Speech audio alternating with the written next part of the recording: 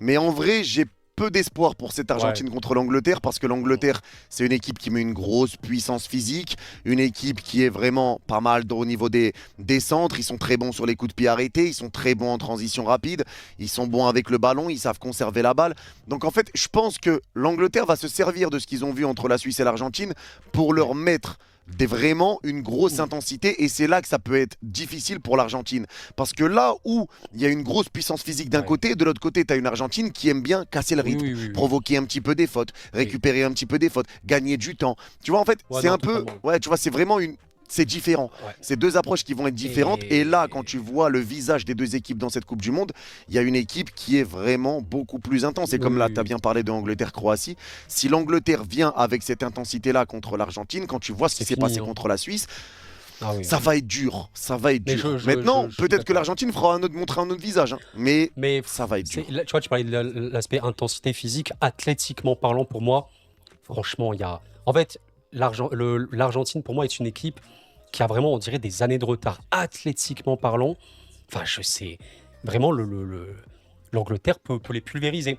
Mais ça peut être tranché. J'ai vu quand même des blocs. Je sais qu'il y a l'Argentine, elle défend en 4-4-0 par moment. Il y a des moments, elle est, pour des retours, tu sais, de perte de balle, ça revient à 2 à l'heure. Enfin, tu vois le délire, quoi. Donc non, c'est clair.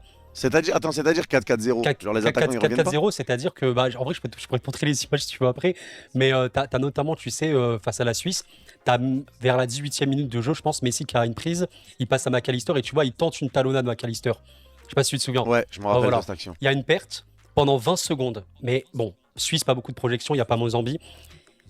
Pendant 20 secondes, déjà pendant bien 10 secondes, l'Argentine défend à 5. Et pendant 20 secondes, l'Argentine défend avec 2 joueurs qui ne sont pas là, Messi et Alvarez. C'est pour te dire à quel point le bloc équipe, on parlait d'Espagne tout à l'heure, beaucoup plus cohérent. Sans ballon, la France évidemment, l'Angleterre ça se voit, et je vais te parler un peu après de Tourelle, mais l'Argentine, franchement je vais pas dire, ils ont eu de la chance de ne pas affronter des équipes qui avaient non plus des méga circuits de jeu offensifs très très aboutis, des grosses projections, parce qu'en vrai s'ils affrontent ça, pour moi ils ne peuvent pas lutter. Ils auront toujours Messi, les contre-attaques, la verticalité pour faire du mal. Mais dans leur bloc équipe, c'est trop dur. Honnêtement, c'est trop dur pour eux. Non, mais je te rejoins. Ils ont pris 5 buts juste dans les phases éliminatoires directes. 5 buts en 3 matchs. Tu vois, ils en ont pris 2 contre le Cap-Vert, ils en ont pris 2 contre l'Égypte et ils en ont pris 1 contre la Suisse.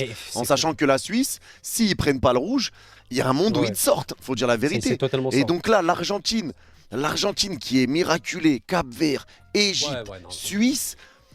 À un moment donné, là, le niveau, là, c'est pas que le niveau il monte, c'est que le niveau il explose. Tu tapes l'Angleterre en demi-finale, là, ça va être très, très, très compliqué pour l'Argentine. Maintenant, ils sont capables, pourquoi pas, de faire des différences. Mais quand tu vois un peu la façon de jouer de l'Angleterre, les faiblesses de l'Argentine, les faiblesses sur les latéraux, les faiblesses un petit peu sous pression, les faiblesses si on ne te laisse pas d'espace, c'est là que ça va devenir un peu plus compliqué pour les Argentins. Donc en vrai, moi je reste sur mon idée, j'ai très peu d'espoir pour l'Argentine. Et au vu de ce qu'ils nous ont montré quand même dans cette Coupe du Monde, là je pense que même Messi, tu vois... Moi franchement, je le dis aux gens qui nous écoutent, je ne sais pas si tu seras d'accord, mais limite, même si... Oui, il faut respecter le foot, c'est le foot et tout est possible.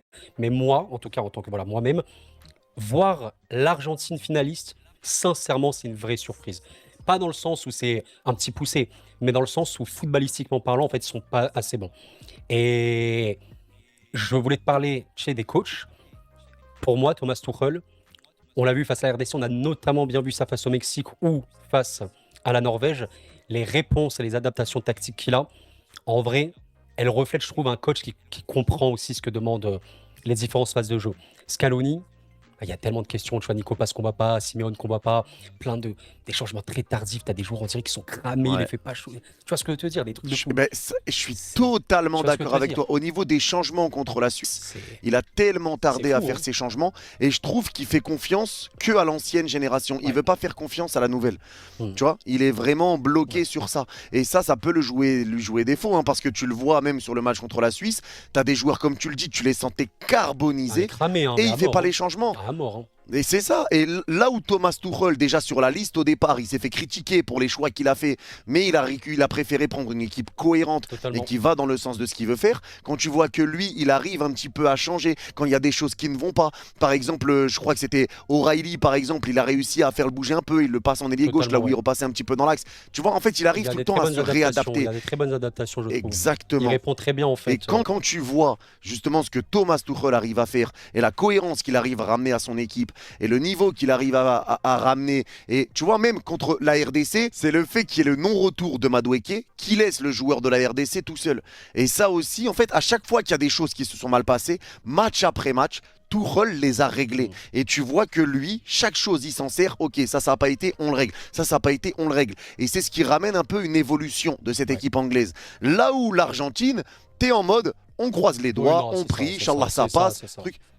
Ils sont, en fait, je trouve qu'ils sont, bah, ça c'est évident, ils sont ultra, ultra dépendants des différences de Messi. Mais à un niveau, je vais pas dire que c'est Messi seul, mais franchement, honnêtement, pour moi, l'Argentine passe. Messi a fait une dinguerie comme on n'a jamais vu ou presque, hein. Par rapport à ce niveau-là, mais t'as compris l'idée. A fait un truc et allez, l'Angleterre a raté des trucs de fou, pas assez de pression, j'en sais rien. Mais Messi devrait être trop chaud. Ouais. Ouais. Mais après, ça se trouve, ils vont nous surprendre et faire un gros match l'Argentine, hein. Mais en fait, si on parle vraiment de ce qu'on a vu dans ce mondial, C'est t'as très dur d'y l'impression. croire, quoi. Vraiment, moi, je vois un écart de niveau Ouais, monstrueux ouais, non, vraiment. entre l'Angleterre et En fait, tu sais, l'Argentine. Et ça va être. je te coupe, excuse-moi, je voulais juste Vas-y. dire peut-être qu'on pouvait avoir une physionomie, parce qu'étant donné qu'allez, les Argentins, bon, t'as capté, voilà, athlétiquement, physiquement, vas-y, on sait même pas comment ils vont faire. Il y a un monde où, tu vois, on va voir une Angleterre un peu comme ce qu'on a vu Ghana, ou même Panama, ou même, tu vois, Norvège en tout début de match. T'as le ballon, mais tu bouges pas trop le bloc, tu vois. Je sais pas, je pose la question, peut-être qu'on aura ça. Mais Pour qui? Pour l'Angleterre ou en non, face de genre non, genre l'Argentine? l'Angleterre a le ballon face en vrai à une Argentine qui l'a pas et en vrai une Angleterre qui ne faut pas trop bouger. Mais bon, je t'avoue que je suis pas trop sûr de ça et surtout que Bah, même en cas de contre, à quel point ils peuvent vraiment sortir ces ballons, je sais pas. bah, en vrai, si Ouais, on regarde ce qui s'est passé Angleterre-Norvège, ouais, et ça, c'est quelque chose, je m'attendais pas à ce que la Norvège soit capable de faire ça.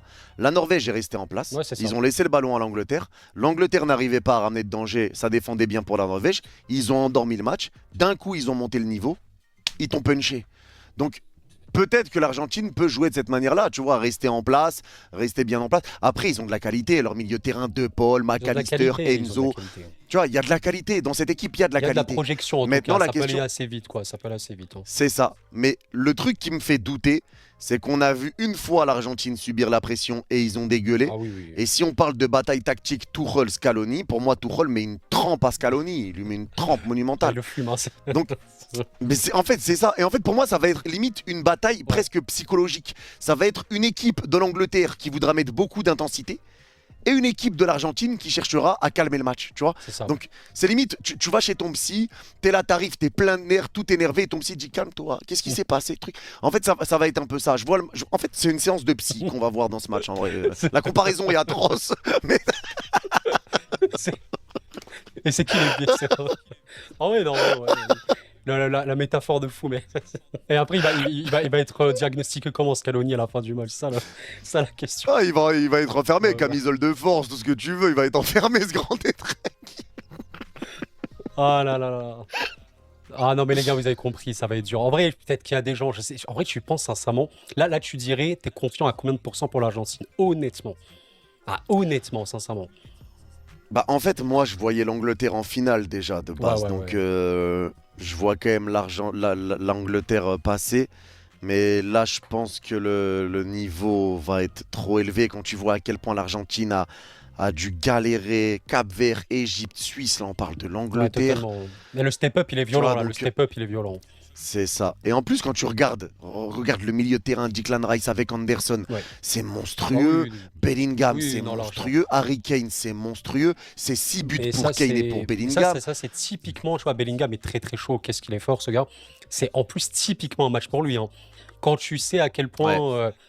ils peuvent être vulnérables. T'as vu les prises de balles de Ndoye face à l'Argentine. T'as vu les tournées qu'il te faisait, même plein axe. Il passait normal, comme dans du beurre. Ndoye. Donc imagine avec cette Angleterre-là. Non, ouais. Les gars, honnêtement, pour moi, en vrai, c'est assez déséquilibré. C'est bizarre de dire ça pour une demi, mais franchement, je trouve que c'est déséquilibré.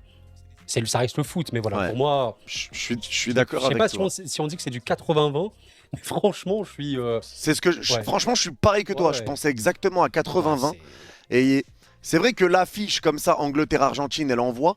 Mais au vu de ce qu'on a vu, enfin, en fait, tu vois, Loguito, il me disait que l'Argentine, lui, son problème, c'est les latéraux. Bah là, quand tu vois que tu vas te taper un Gordon qui est en pétard, un Ouais. Saka qui monte en puissance, tu vas te retrouver avec Kane et Loguito, il me disait que l'Argentine, lui, son problème, c'est les latéraux. Bah là, quand tu vois que tu vas te taper un Gordon qui est en pétard, un Ouais. Saka qui monte en puissance, tu vas te retrouver avec Kane et Bellingham qui vont se retrouver tous les deux devant toi, Anderson Rice qui arrive à conserver les ballons, une défense qui est quand même pas dégueulasse pour l'Angleterre, même si c'est peut-être un peu leur bémol et que Tuchel, il cherche un petit peu à trouver des moyens. Tu l'as vu même contre la Ouais, Norvège, ouais, il commence avec Stones défense centrale et contre ça à droite, et il change contre sa défense totalement. centrale, Stones à droite. Tu vois que c'est peut-être le problème qui a réglé côté Angleterre, un petit peu le problème défensif, même si Gueye s'est imposé dans cette défense. Tu vois, il y a l'entrée de Spence qui est monstrueuse. Très bonne entrée, Donc, il ouais. y aura un aspect de gestion. Il y aura un aspect de gestion à mettre en place pour l'Angleterre. Mais là, franchement, ouais, hein, je pense qu'en vrai, on a fait le tour. Mais quand Ouais. tu vois un peu toutes les armes qui sont présentes côté Angleterre, Ouais. j'ai peur pour Donc, l'Argentine, ouais, vraiment. tu veux que je passe au pronos, si je peux te le dire, ce que je pense, hein. Vas-y, je Mais ouais, t'écoute. ça, franchement, non, j'espère que le match va être quand même hypant. En vrai, historiquement, il y a Hmm. quelques Angleterre-Argentine. Bon, le plus connu, chez 86, Maradona, la main. Tu vois, toi-même, tu sais. Ah, le dernier, c'est 85, c'est 2005, hein, le Ouais, dernier, ok, ouais. D'ailleurs, en Coupe du je Monde. crois que la seule victoire argentine face à l'Angleterre, c'est cette fameuse, hein, en 86, je crois. Pour te dire, ils ont gagné des tirs au Ah, but j'ai ou pas quoi. l'historique. Mais en vrai, ouais, non, les gars, je pense que là, on va. je- je- Tous les défauts majeurs de l'Argentine seront ultra exposés par l'Angleterre. Je pense vraiment, vraiment, vraiment que ça peut se voir et que c'est un match qui peut vraiment mal vriller, mal tourner pour les Argentins qui, alors, je les vois dépasser dans beaucoup de phases de jeu. Je vous dirais que, bon, allez, l'Angleterre n'a pas eu l'assurance tout risque ultime non plus. Voilà, certains de sorties de balle, tu as vu la Norvège notamment, voilà, ok, peut-être que l'Argentine, parce qu'il y a quand même des gros milieux, grosse projection, il y a Messi, ils vont pouvoir sortir des ballons, mais une Argentine haute sur le terrain à la perte, qui honnêtement a montré trop peu de garanties. Bon, tu laisses ça à l'Angleterre, tu leur laisses les espaces. Pour moi, c'est potentiellement un non-match. Donc moi, en vrai, je te dis un Ouais. truc sobre, hein, mais limite clean sheet 3-0, hein. En vrai, je te dis limite un truc comme ça, 3-0 Fran- Angleterre, une Argentine qui va peut-être avoir un peu, allez, un petit peu d'occasion, mais au final qui sera plombé par en fait son. Pour moi, je mets vraiment l'accent sur le jeu sans ballon, qui est trop ouais. peu avancé pour ce que demande le foot d'aujourd'hui.